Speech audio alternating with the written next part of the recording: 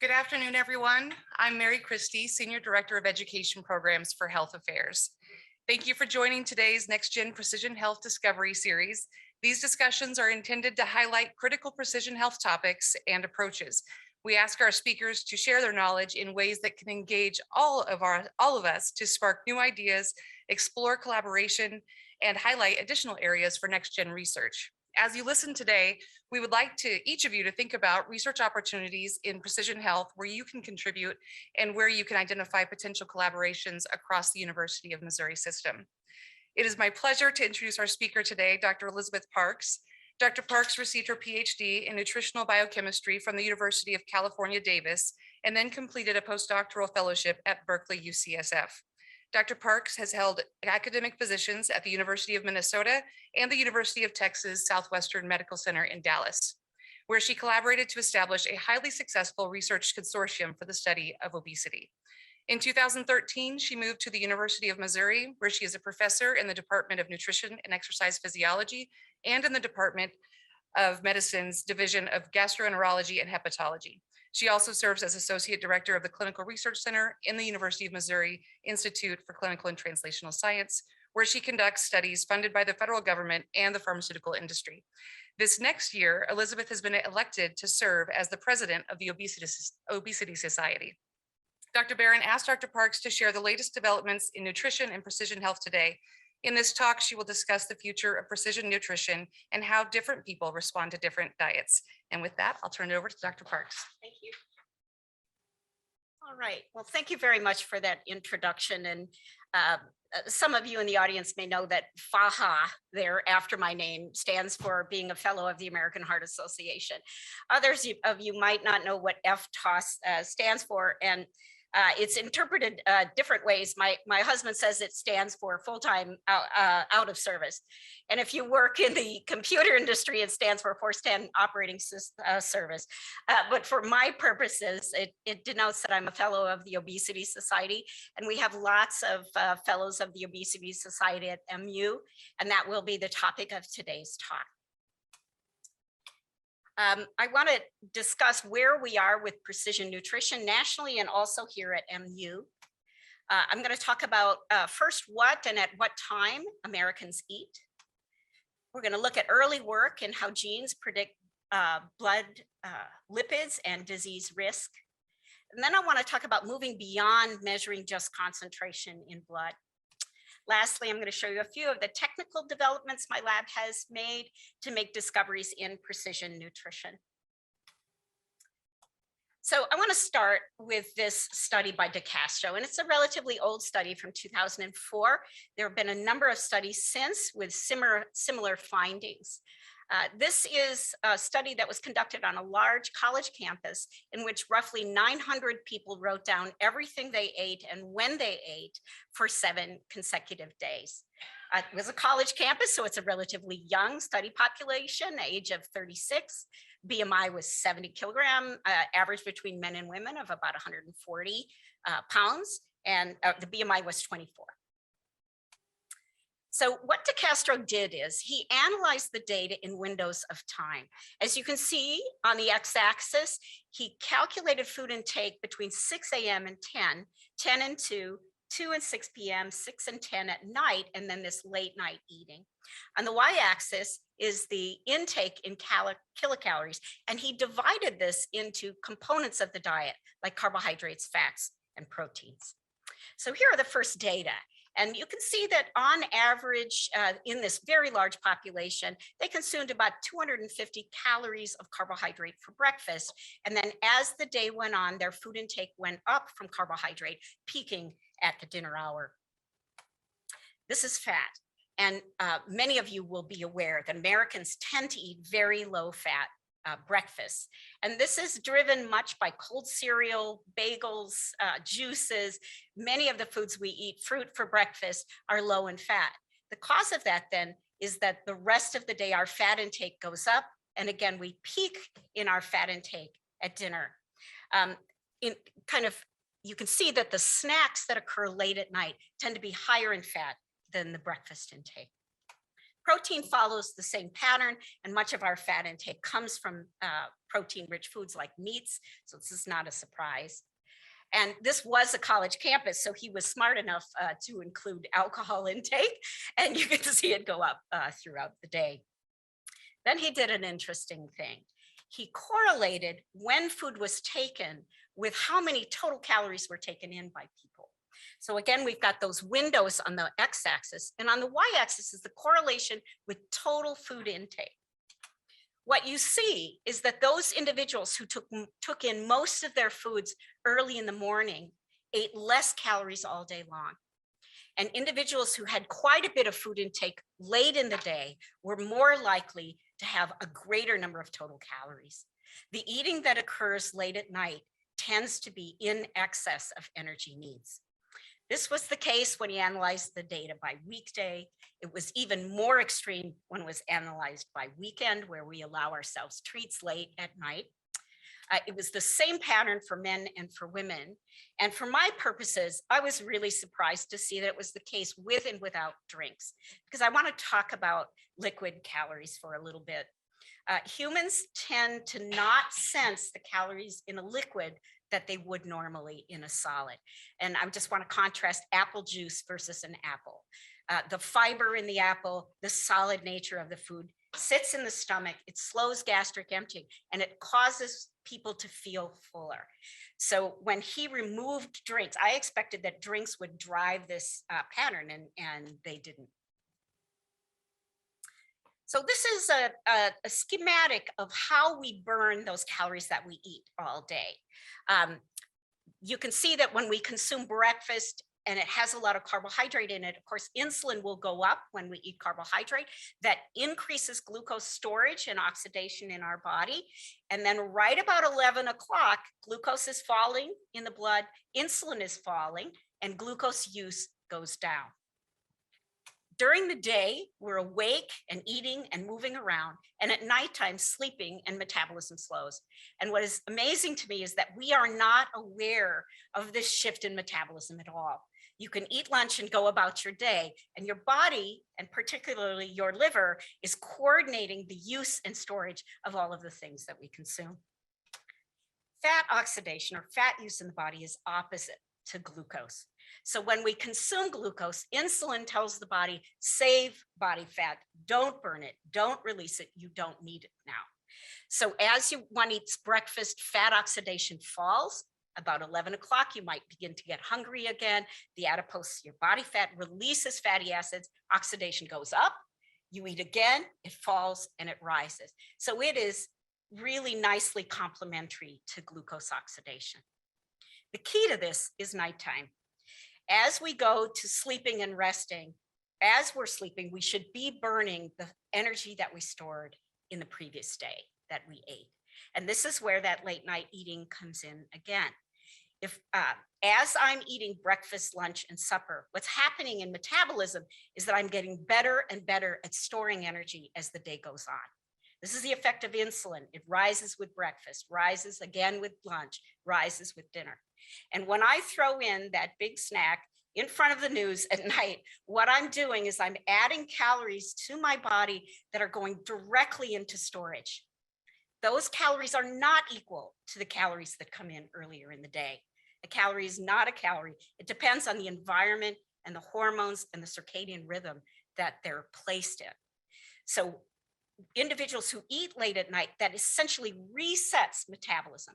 Those calories not only come in at a time when you're best at storing calories in your body fat, but they also delay through the night the time when you'll tap in to the energy that you stored, so that you burn less body fat when you eat later at night. Yeah, there's a question. Can I ask a silly question? Sure, go ahead. I'd be happy to repeat it. I don't know if it's because of COVID or not, but I've gotten into this thing where I wake up about 2 in the morning and I'm hungry. I habitually now have a glass of warm milk Yes. and a half a banana. Yeah, so there's a comment about waking up in the middle of the night and being hungry. And if one, for instance, is sick with the flu, you're burning a lot of calories. There's a lot of energy. And if you're hungry, it's probably a result of needing that energy if you're lean. So I find that if I don't get up and eat and have a half a banana with my glass of milk, I can't go back to sleep. yeah, the comment is that if this person doesn't get up, they can't go back to sleep. So those signals are coming in loud and clear, and I would suggest get up and have that milk. Okay to do? It's okay to do. I want to show you an interesting study that plays off of this issue of eating at night. For the majority of the people, this is not a good strategy. This unique study is really old, and I'm not sure we could pull this off today. This is a study where Jacobs brought people in for 3 weeks, and they could only eat 1 meal a day. And he did that twice. It was 2 3-week blocks. In one block, they could only have breakfast. They could have as much as they wanted, but that was the 1 meal they were going to get. And the other time they came back, they could only eat dinner. Now, this is a stressful pattern. The ages of the people, the men and women, are at the bottom of this slide. And the sequence is which pattern they started with. And it didn't matter whether they started 3 weeks of dinner and then went to breakfast or the other way around. So this is weight loss in pounds per week, eating 1 meal a day. Look at the variability there. And this has relevance to the current timed restricted eating pattern that's very popular now. When we limit the window that we can take food in, we literally cannot eat enough because we get too full. And that's why time restricted eating works. If individuals can only eat for a window of 8 hours a day, they eat, get full, and by the end of that 8 hours, they tend, on the whole, to have consumed less energy than if they give themselves a 12-hour window to eat. Even a fasting day, the data are pretty clear that if one person fasts on a Monday and then they allow themselves to eat on a Tuesday, they don't eat 200% of their needs. And they should, because they didn't eat on Monday. They tend to eat about 130% of their needs on the day after the fast. And it's because they're full. They're feeling very full from that. So fasting or time restricted eating does work for some people. And the reason is that the bouts of eating send a strong signal of feeling full. Yeah. Healthy to do so. The question is it healthy to do so? It depends on who you are. And this brings us to precision nutrition. There are some studies that showed there's no difference in weight loss between timed restricted eating or standard methods of just trying to reduce all of the calories. For some people, it does help them. And Weight Watchers, a very good company, has a saying that for many people, having meals is like letting a tiger out of its cage, that the beginning of eating makes it hard to stop. And so for some people, fasting, where they never engage in sitting down to a meal, is beneficial for them. For other people, it's not. I'm gonna go for it, and I'll get back to you in a minute. So I want to get to show you the data when they only ate at night. This is unbelievable to me that there are 2 people that actually gained weight when they were only allowed to eat 1 meal per day. So this is precision nutrition. This is what this is. You put people in a similar setting and their body weight responds differently. So let's look at this field. So 20 to 30 years ago, the focus was looking at a single gene variance, how we vary in our genotype and disease risk. Big picture. Do you have a gene that increases your risk of heart disease or cancer or Alzheimer's disease? I'm going to use 2 examples. These examples are the next generation of this research. After it was very clearly established that there were genotypes that put people at risk for elevated body weight, the next decade said diet may be the driver of those relationships. The ApoA2 gene has a CC allele. This is some people have 2 CCs at this allele, and it predisposes to obesity when they consume a high saturated fat diet. And it's interesting to see this in one study. It's unbelievable to see it come up as a gene of risk in 3 different studies. So on the left are individuals who have a T and a T from a mom and a T from their dad at that gene. Individuals can have 1 copy of a C and they do not seem to carry this risk. But if you have 2 CCs and you also consume a high saturated fat diet, in the population, the BMI tends to be higher, and this has been consistently observed. If you don't have 2 cc's, it probably doesn't matter the low saturated or the high saturated fat diet. So let's talk about epigenetics, how diet can change disease risk. What are epigenetics? So these are changes that reflect an individual's profile acquired in response to environmental exposure, how we eat, how we sleep, whether we smoke or not. Early life nutrition, adult lifestyle habits, and other environmental factors can program disease risk later in life. Epigenetic changes in the promoter and enhancer regions can differentially affect mRNA expression of target genes. These are areas around the gene that can become modified with something called methylation or other modifications. The sequence of the gene doesn't change at all. It's the environment that the person is in that modifies the expression of that gene. ApoA2CC homozygotes, as we've seen, exhibited this increased risk of obesity. And this observation suggests that higher saturated fat intake occurred first and followed by the ApoA2 genotype associated obesity. So the gene itself is not the cause, it's alterations. You put that gene in an environment that uncovered that risk.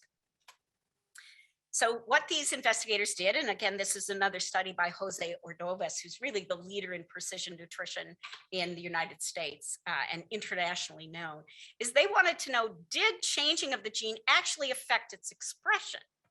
And so they looked at the methylation of genes on low saturated fat and high saturated fat diets.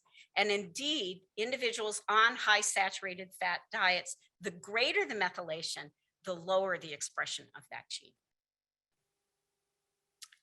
A second gene is PLIN1, and this is a protein that surrounds droplets of fat in the body. It's like a celestial ring around a fat droplet. This shows that self-chosen dietary carbohydrate intake modulates waist circumference. So what's on the y-axis here is waist circumference, and then here are those choices of genes again. Here we're talking about GGs, GAs, and AAs. And there is an interaction here between genotype and type of carbohydrate, such that individuals with the GG, the question is, should they be eating more simple sugars? Because when they do that, they have a lower waist circumference. And the opposite is the case if you have an AA genotype. More complex carbohydrates are associated with lower waist circumferences.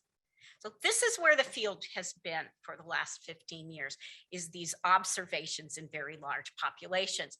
We now want to move to studying people and changing their diet and seeing how they respond. Lastly, I'm going to show you this last data from a PLIN1. These are the differences in body weight in people who have these two different alleles.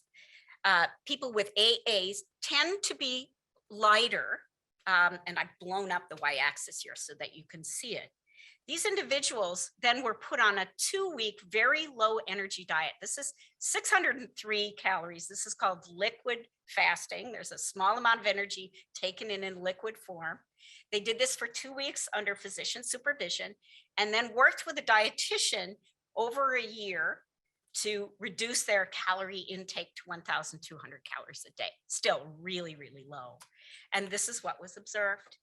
Individuals who had one genotype lost weight and the other ones did not, and they were in the same whole program.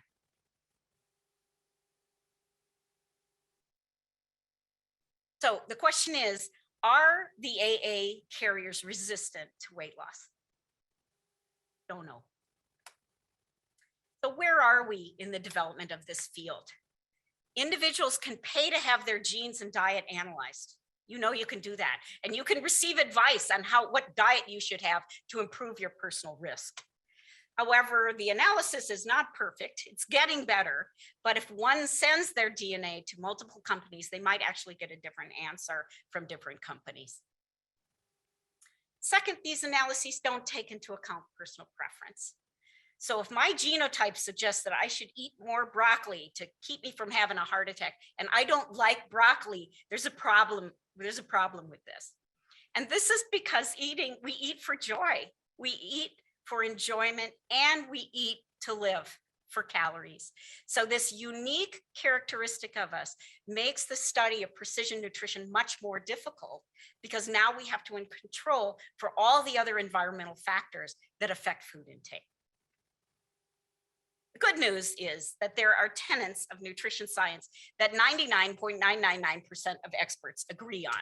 And those are: consume lots of vegetables, eat when you're hungry, and it's probably not a good idea to eat late at night. That's against your circadian pattern. So nationally, precision nutrition efforts are growing very, very quickly. In August 2020, Griffin Rogers, the director of the NIDDK at the NIH, and Francis Collins wrote an opinion piece in JAMA to call attention to the importance of precision nutrition research. Using artificial intelligence and multi-omic technologies, we can learn about why different people respond to diets differently. In January 2021, the Office of Nutrition Research was elevated. It was under an institute. It was taken out from under that and put directly under the NIH Office of the Director. A workshop was convened to present data on where we are in this field, and I was really privileged to be a co-chair of this meeting, and we now have a consensus paper that's going through review. This was followed by calls for nutrition studies that will test various diets in larger populations to investigate the impact of genetics and diet. And lastly, I'm so glad to say that this field has recognized that nutrition is implicated in the development of 70% of diseases. And that to understand nutrition, you need to feed people and then watch what happens. This is a huge development over the last 20 years. So I want to talk about moving toward this model of feeding people so that you can see how they process what they eat. So fasting blood concentrations are what I call a snapshot, and I want us to get beyond that.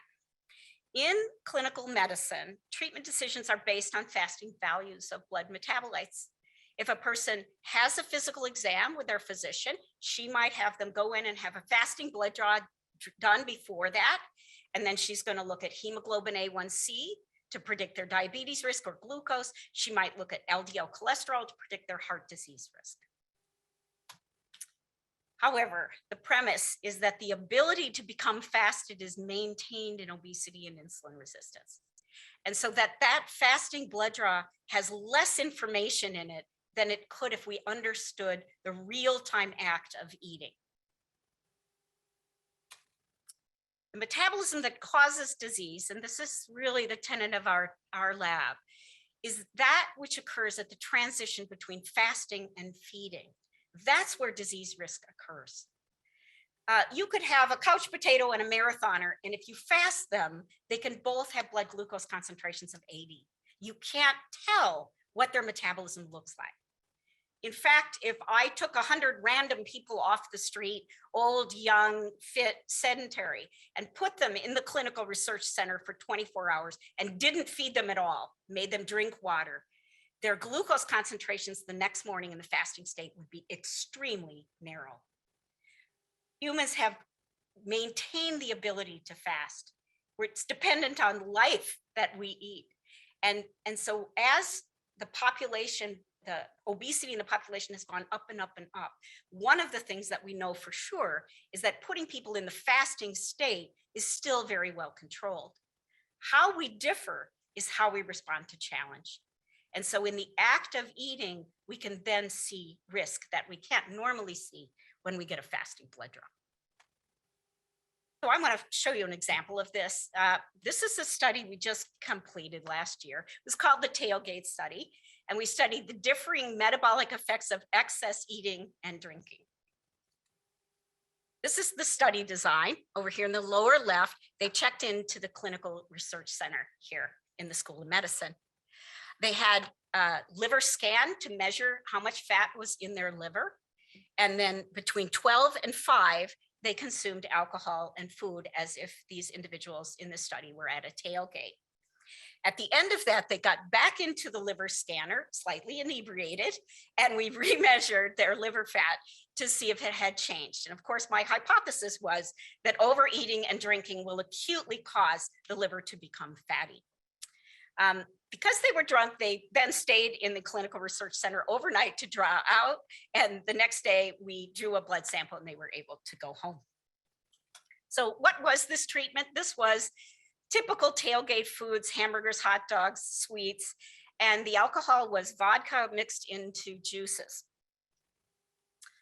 3 days before the study, we had subjects drink heavy water. And I want to tell you just a little bit about this. So heavy water is a stable isotope, and so bear with me as I nerd out for just one slide. These heavy isotopes are molecules that are already in us. They're natural in the environment. There is a molecule like hydrogen called deuterium, which is heavy. Carbon is carbon-13. And stable isotopes have no recognized negative effects on humans. They're not radioactive. They are heavier because they have an extra proton. So they are incorporated into water instead of H2O. It's called D2O. We can buy heavy glucose. We can buy fats, cholesterol, proteins, amino acids, whatever you want to test. Vitamins, if we have people online that are interested in micronutrients. One can go to the stable isotope store and buy a stable isotope. You take tiny amounts and you put them in food. They can be injected, infused, or put in the diet. And I have a student right now, Justine Musinski, who's put the stable isotope into the water bottle of her mouse study, and that mouse just likes that water just fine. Our lab is known for trying to help people learn how to use this technology to be able to understand molecules and how fast they move around the body. After we've done our experiment, we can draw blood or take tissue, and you can see that molecule by mass spectrometry because it's heavy. So that's the technology we're going to apply here. This was 18 overweight subjects that were in the tailgate study. Their BMI was 32, and they were studied one time each. This is the subjective alcohol measure of 10 being more drunk than I've ever been and 0 being not drunk at all. And they were roughly happy. These were typical alcohol consumers. So this was a fun study. It wasn't dangerous, I would say. This is their breath alcohol content, and we work with Bruce Bartholow, an alcohol intake expert over in the Department of Psychological Sciences. So using a breathalyzer, we managed to keep them in this range that's right below DWI ranges. So it's drinking all afternoon in these individuals. Remember, they had an MRI of liver before and after, and these are the data. I was absolutely flabbergasted to see that liver fat did not change at all. The average food intake in these individuals was 5,000 calories in 5 hours. And so I was sure that this was we wanted to put these people in a very extreme setting. And so the graduate student, Majid Saeed, said, wait, I want to show you the individual data. And so that's what this is. We had a number of subjects whose liver fat actually went down with treatment, and we watched them. We know that they consumed the food and that they had consumed the alcohol. Whereas the individuals on the left-hand side in the black bars are each individuals whose liver fat went up with this treatment.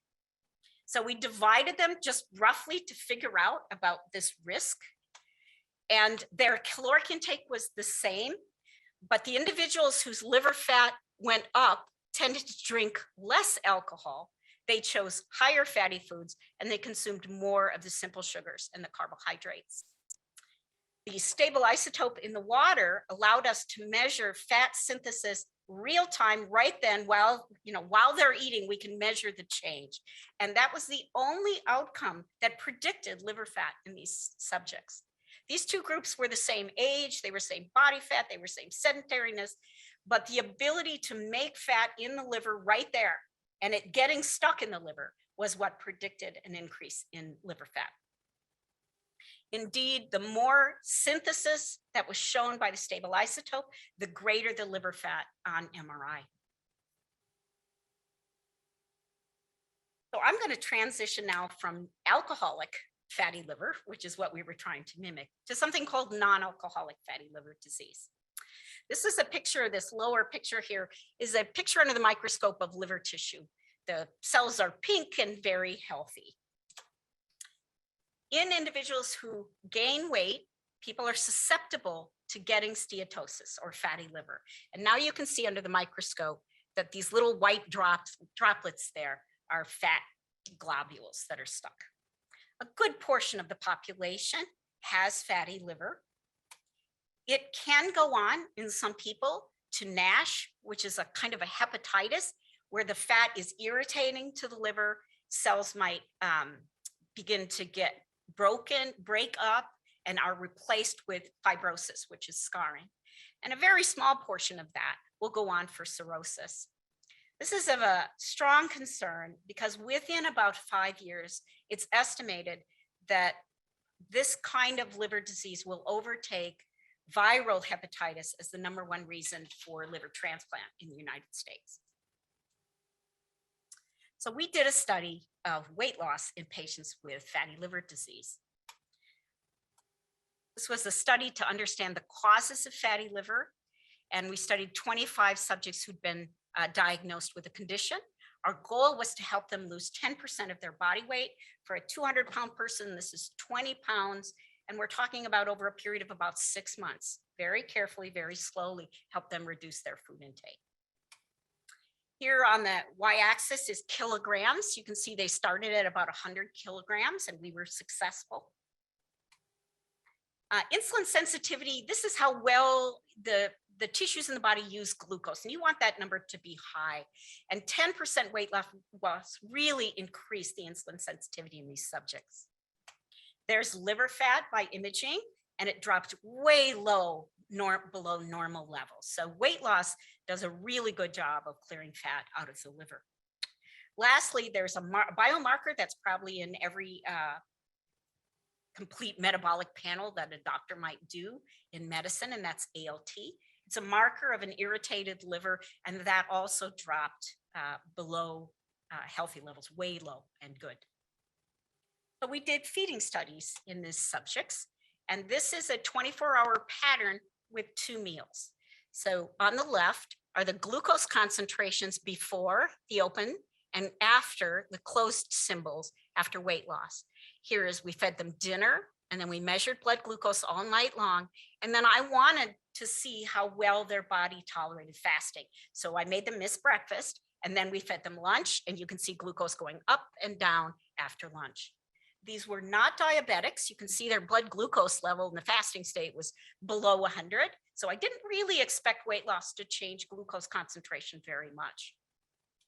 What did change was the insulin needed to move that glucose into tissues. Before, they would eat a meal and you'd have this huge insulin response because they were insulin resistant. And then at nighttime, insulin is low, and then there's the lunch. Whereas after weight loss, much less insulin needed. The pancreas doesn't have to work so hard to get glucose metabolized in the body. And this is the place I want you to focus on these little pump handles here. That's the variance, the difference between people. Look how similar people are even before weight loss in the fasting state. Whereas when you feed them, this is the differences between us that come up right at peak fed state. So lastly, I want to just show you a little bit of the technologies that we have to be able to measure metabolism in humans in precision nutrition. It's now possible to predict how fast molecules are moving in the body in these studies. So this is a picture, it's a weird schematic of a fat. It's a heavy fat, and we have practiced putting it into a chocolate shake. You can't taste it. There's just a little bit in there. It tastes like a really good chocolate shake. And we fed that to people, and we fed very low fat meals, and then had people come back, increase the fat in the meal, or a very high fat meal. And these are what the curves look like. We've tested dose effects, sensitivity on the mass spec. We are now ready to put these into mathematical models. So this we aren't going to talk about today, but we take these data from the mass spec and model them using statistical programs and modeling programs to be able to predict how it is that people are different.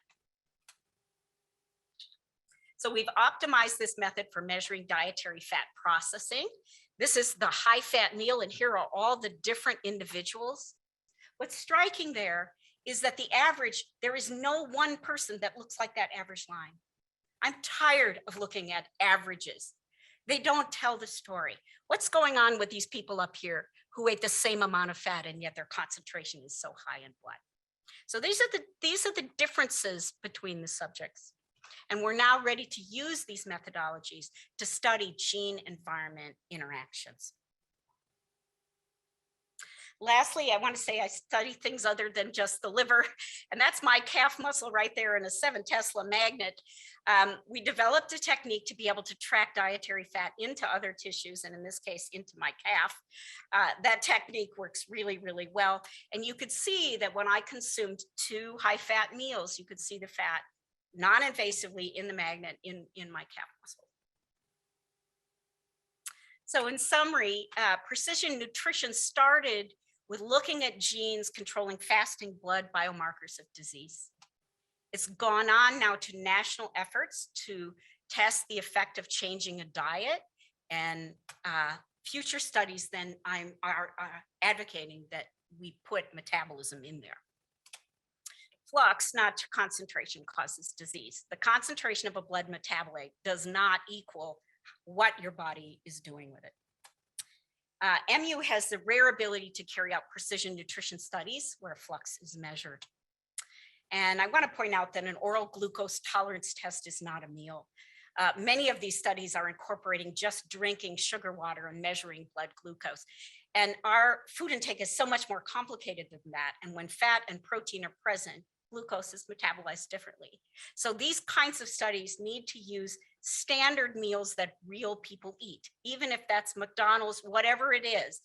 We need to understand kind of more closely how people are responding to their food intake every day. We need to think about controlling for exercise timing and its effect on metabolism, alcohol intake, and sleep. And I would like to get to a point where we can understand the effects of drugs on food intake and metabolism and test meals. Metformin, a diabetes drug, or antidepressants, they probably all change the way people metabolize food.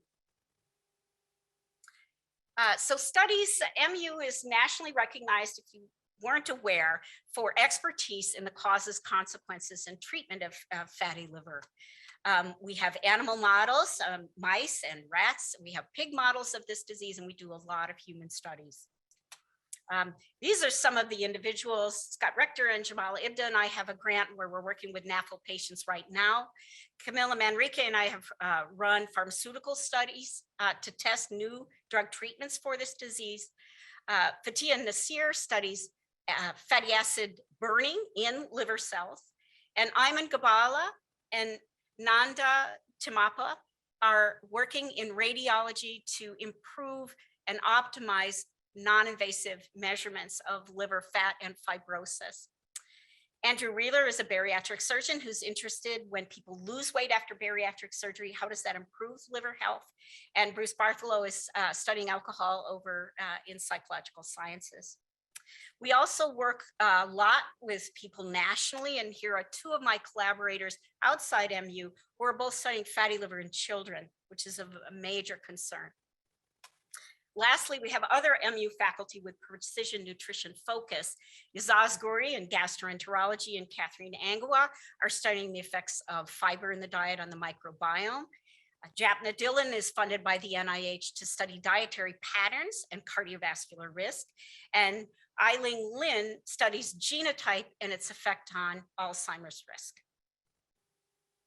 So I'm appreciative for the funding that we've had, and in particular, the research subjects who participated in our studies and all the individuals that we work with here at MU.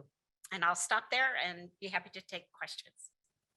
Yes, we have a leftover question. Bunch of questions. No, I think we've got people online too. Start with one. Yeah, Microbiome. microbiome. Anything you want, but I'm just curious about, there must be a way to sample the microbiome, and we probably all have read studies where the flora from a pet animal and The comment is about how one can have a healthy microbiome versus a non-healthy microbiome in the microbes. And we have a lot of studies going on at MU to look at that.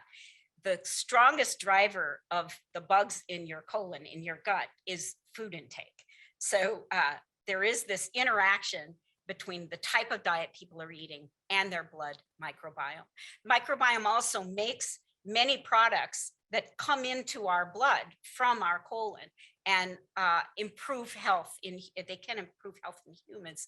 Right now, one of our studies is working on methods to measure the production of molecules from the microbiome in the gut, and we can see those in the blood of humans. So yeah, that is an important aspect of precision nutrition studies. A comment that I had earlier that you asked me to hold off on. I eat 6 meals a day, 8 meals a day. This is a comment. Yeah. You don't really address that kind of. This is a common comment. Should I eat 1 meal a day, 6 meals a day, 8 meals a day? Why not just do better with smaller meals? Yeah, people are very different in this regard. There are a number of people who the more opportunities they have to eat tend to overeat. And so limiting the number of meals per day is beneficial to them.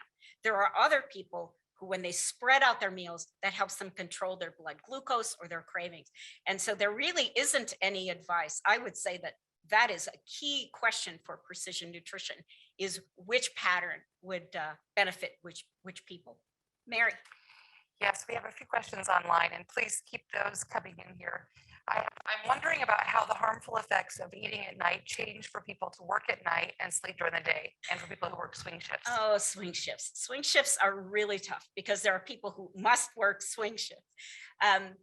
One of the things that has been observed is that when people shift back and forth, they work days for this week and nights next week, that's when food intake gets most disrupted. When people change back and forth, the food intake, the literature suggests that the food and choices that are made at night are higher in sugar and fat.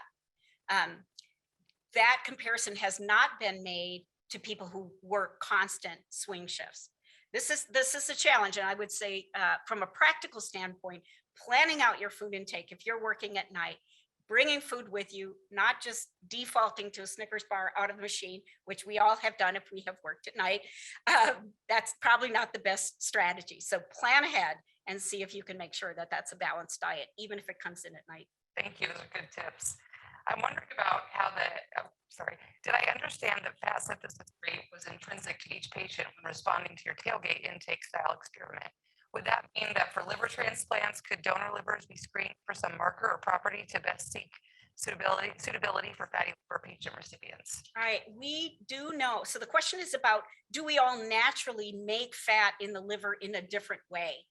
And I have been privileged to study this for 20 years, and we still don't truly know what drives liver fat synthesis. It's lower in people who are leaner.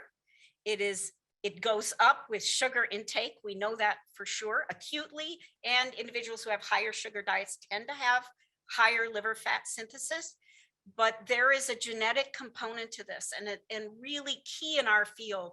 That is the next major logical step in our research, is to understand how genes drives this. And one of the pediatricians I'm collaborating with is doing these heavy water studies in parents and children. And this is the first time this has ever been tried to figure out, what does genes contribute to liver fat synthesis and what does diet contribute and environment? That's a really great question. Thank you. This is a quick one, I believe. What is considered late at night eating? What is considered late at night?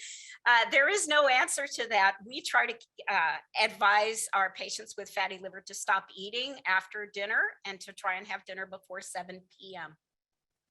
Great, thank you. There's a question in the back. I'll take it. Great. As some of our elective procedures are going to outpatient and we're working to optimize patient, how do you see this kind of playing a role into that?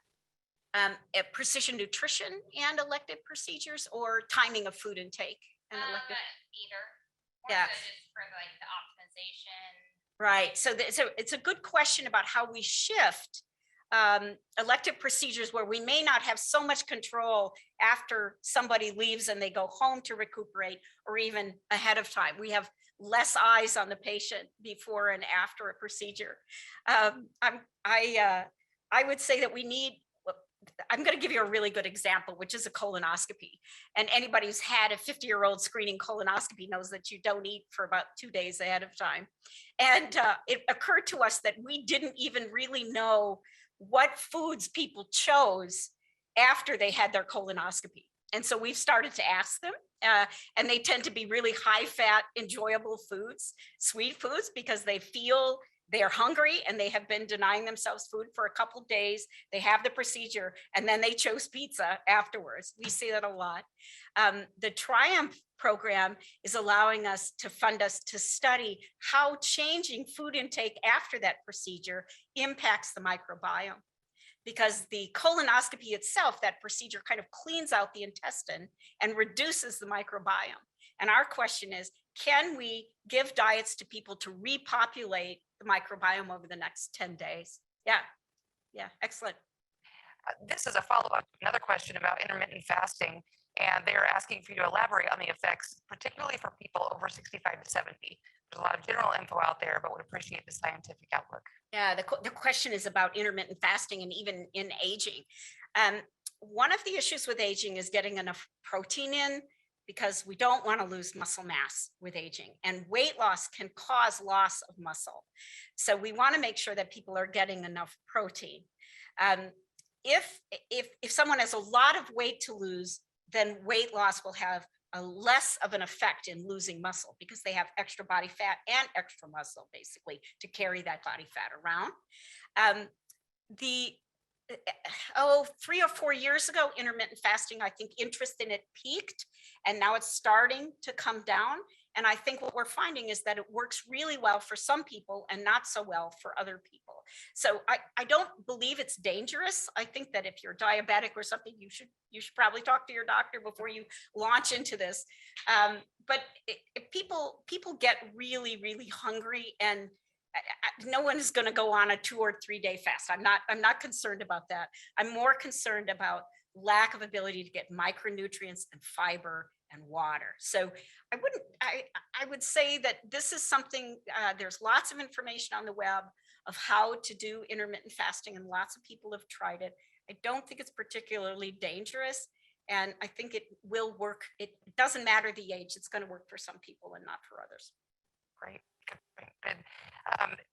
And I have some comments that this is so interesting that I was surprised those of us who battle with weight. And if there's any other questions, you can continue to put them in. That is all I have online. I wanted to comment about the idea that genetic risk affects our body weight. I think if you have ever seen a mother walking down the street with 2 little kids, if the mother has big hips, the little kids are already, tiny kids are already shaped like that. Everyone knows this, we get our body shape patterning from our family. So we need to really recognize as a society that people have risk of becoming overweight, and it comes through the genes. And then you put that risk in an environment that will either manifest overweight or not. And once we start to realize that we are not giving people an out, that it's my genes that make me overweight and there's nothing I can do about it. That's not what we're talking about. We're talking about this balance between knowing that people have genetic risk for overweight, just like every other disease.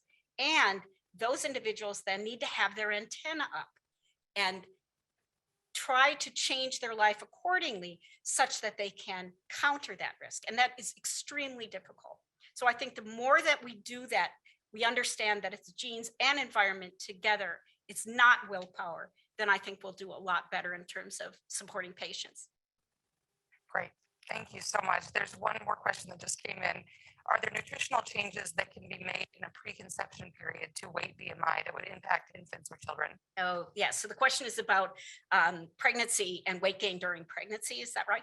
Yeah, there is a huge study going on right now in Colorado where they're tracking what women eat, how much weight they gain, the body fat of the baby, and the long-term weight management, weight levels of the children as well. So there are strategies there. They have to be able to work well with the patient and the patient's food choices.